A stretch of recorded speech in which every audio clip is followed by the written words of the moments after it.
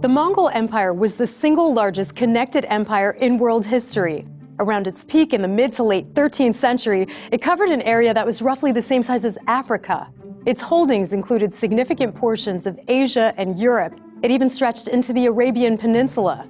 What's more, unlike the 600-year reign of the Ottoman Empire, the Mongol Empire rose and fell within just about a century and a half. So how did the Mongols get so powerful? Well, the region where the Mongols began their conquests is today parts of Mongolia, China, and Russia. Around the 12th century, this region was ruled by the Jin dynasty, although the plateau itself was divided among 5 tribes. The Jin dynasty kept these tribes in conflict so as to maintain control and prevent an uprising. But in the late 12th century, one Mongol named Temujin, the son of a tribal chief, formed a tribal alliance when his wife was kidnapped by another tribe. After rescuing his wife and making a name for himself as a conqueror, he began to conquer his surroundings. By the beginning of the 13th century, around the age of 44, Temujin had overcome all the tribes and unified them, establishing the Greater Mongol state and himself as the King of Kings, or in Western pronunciation, Genghis Khan. With a united army, the Mongols began a swift conquest in all directions, challenging both the Jin dynasty and effectively everyone else in the region. Because the Mongols fought and traveled by horse, they were faster, and anecdotally, the Mongol armies were ruthless. According to some accounts, those in the path of Genghis Khan's conquest were given the choice of joining or dying. By this method, entire villages were decimated. Wars fought in the name of Genghis are estimated to have killed as much as 10% of the Earth's population at that time, or about 40 million people. Khan revolutionized warfare and rule of law. He rewarded loyalty regardless of social status, distributed the spoils of war throughout his ranks, and encouraged some religious freedom. He banned theft, the selling of women as property, and infighting within the empire.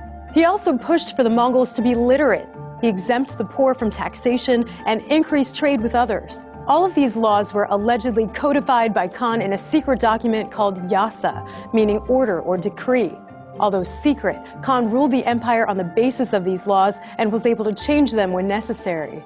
By the time of Genghis Khan's death in 1227, the Mongols had conquered a region twice the size of the former Roman Empire, stretching from the Pacific Ocean to the Caspian Sea. But they were not done yet. Within 10 years of his death, the Mongols went on to completely conquer the Jin dynasty. Over the next 50 years, a succession of Khans set out to conquer China, a task which was finally accomplished by the 5th ruler, Kublai Khan. In 1279, Kublai was named the new emperor of China, its first non-native conqueror. He focused on his holdings in what is now China, Mongolia, and Korea, proclaiming the Yuan dynasty, which lasted roughly a century. The reign of Kublai Khan is considered one of the peaks in a unified Mongol empire. The conquered territory actually experienced what has been called Pax Mongolica, Latin for Mongol peace.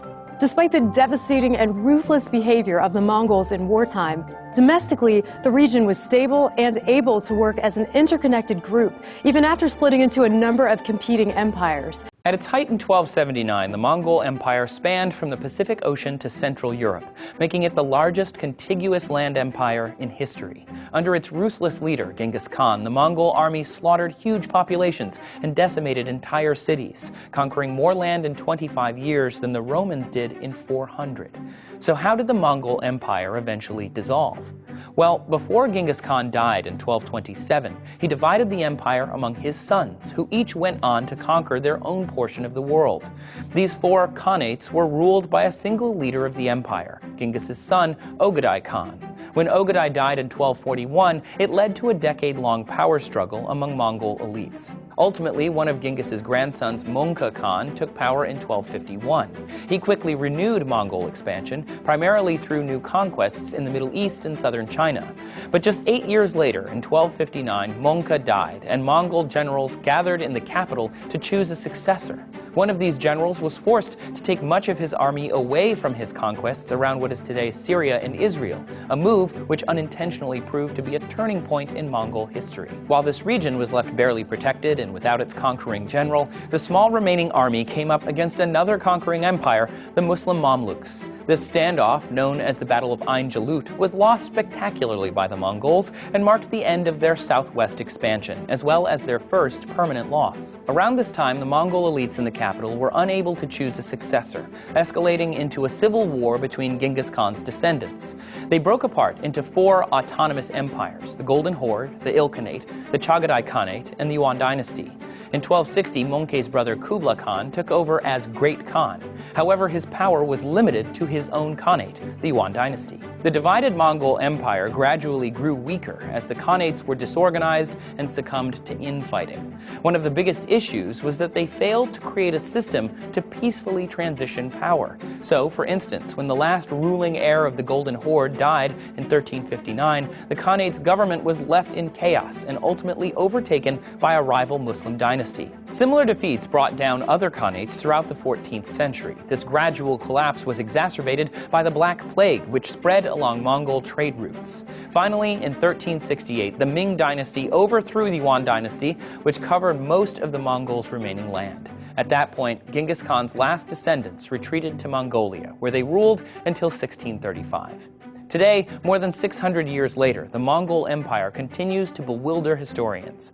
The Mongols permanently shifted borders and displaced or eradicated entire populations. But at the same time, they created a completely new system of free trade and were exceptionally tolerant of different religions and ethnicities. The scope of the Mongols' unrelenting conquests and their impact on Central Asia and the surrounding regions cannot be ignored.